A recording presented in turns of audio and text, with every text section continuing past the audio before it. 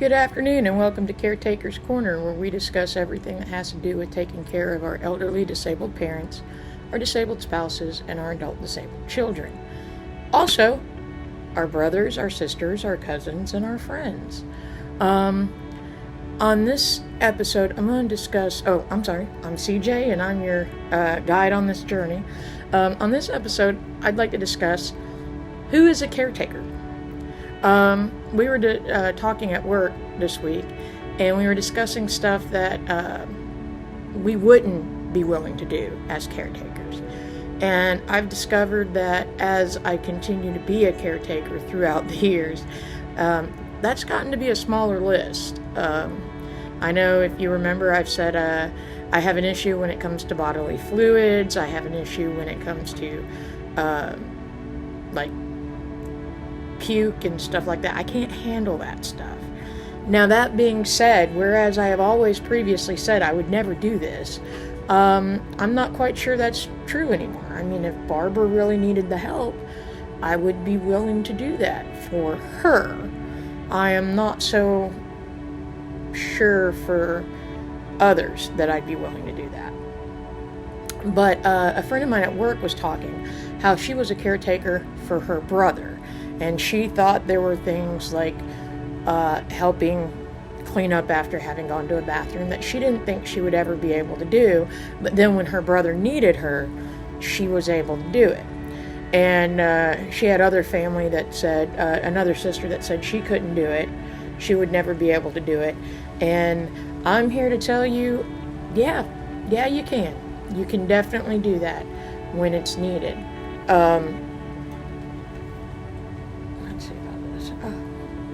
It's a little bit better. I'm still working on the lighting and learning all this. So anyway, so who is a caretaker? Anyone and everyone. When I started out being a caretaker, I was a caretaker when I was little. My mom had to have a lot of back surgeries, so we would have to help take care of her. So that's me being a child taking care of a parent. And then when I was in my early 20s, my brother had an accident and was in a wheelchair for quite a while. And I moved in with my mom in order to help take care of him. And that made me a sibling caretaker. And when Barbara and I got together, her parents were, her mother was paraplegic and her dad had Parkinson's. And by the time he passed away, of course, he had gotten it a lot worse and required a lot more help. And I was once again in that caretaking role. And then, I ended up with my dad, and I was taking care of him. So once again, a child caretaker. And then, before that, Barbara got sick, developed this condition called, it's TN. And I became a caretaker for her as a spousal caretaker. So basically, if you have family or even friends, we live with my best friends so that we can all help take care of one another, and they've required some extra help lately, and so I'm helping to take care of them. I move a lot, I make sure to try and do most of the moving and everything because right now they're not able to. And there's just, I try to take care of the yards because they're not really able to do that. Everybody here does the most that they're able to do.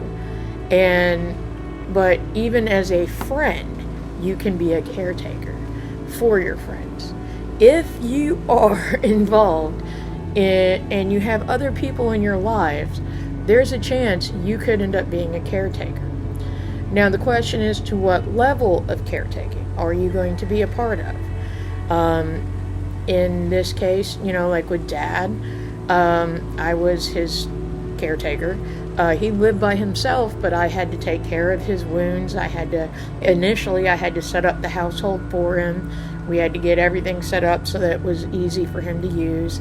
And he was able to cook and do all that for himself most of the time.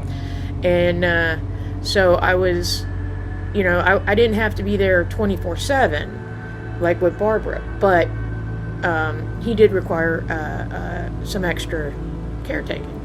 Now, when my grandmother got sick and was in the hospital, I was right there by her side the whole time. She required 100% caretaking. Bill and Wilma, they required, say, 90% caretaking, meaning we could set them up so that they could take care of themselves for a few hours, but they couldn't cook, they couldn't feed themselves, they couldn't get in and out of bed by themselves. They required a lot of help. So the issue is not only are you going to be a caretaker, but to what level are you going to be a caretaker? Like with my dad, I didn't live with him, and I wouldn't live with him, but I did take care of him.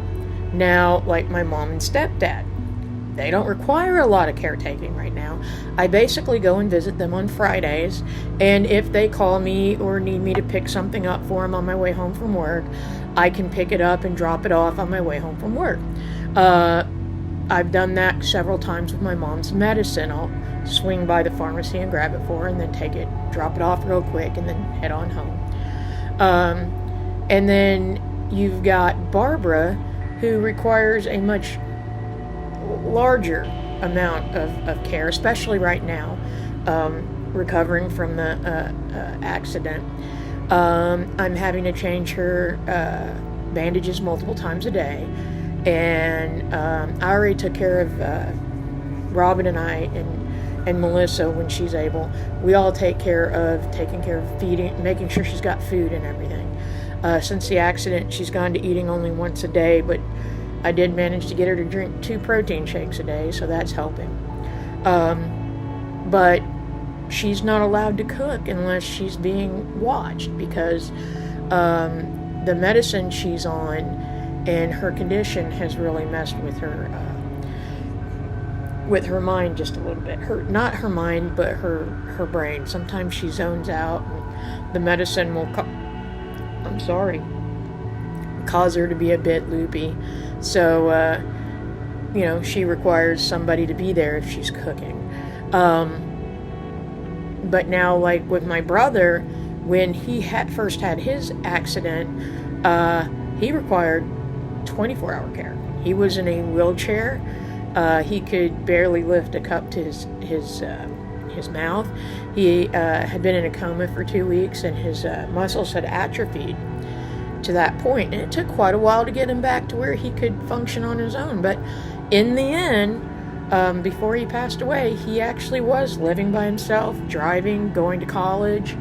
But it took a lot of work to get him there, and a lot of caretaking.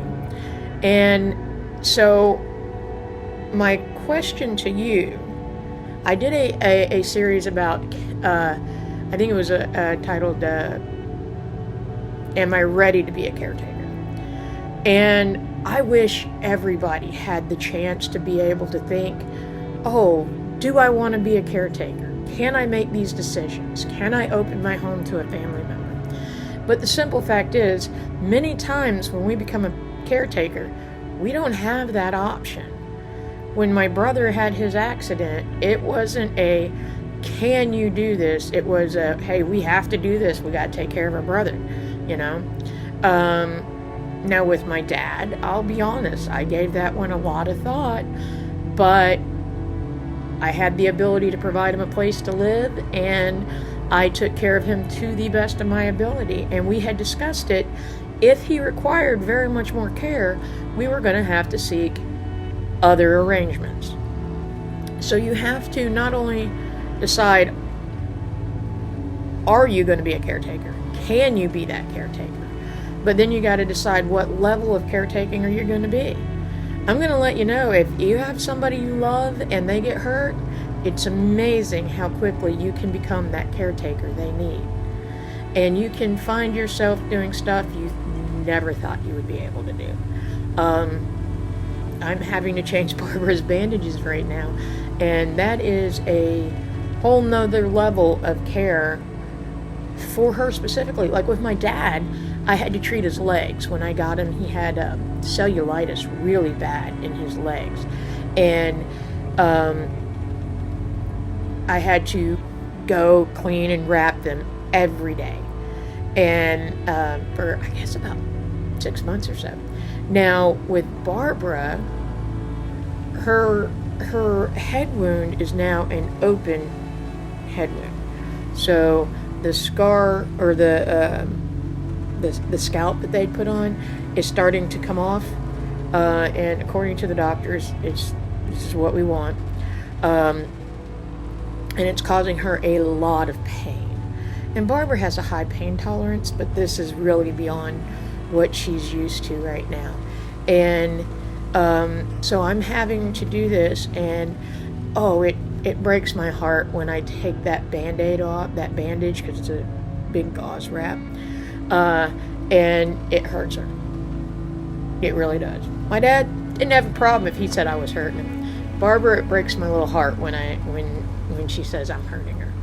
And now my brother, there were times when I had to be tough on him, which was easy because I'm a big sister. I can easily be tough on him. Made my life really happy there for a while. Then there were times when I had to be the big sister and be his friend and give him strength and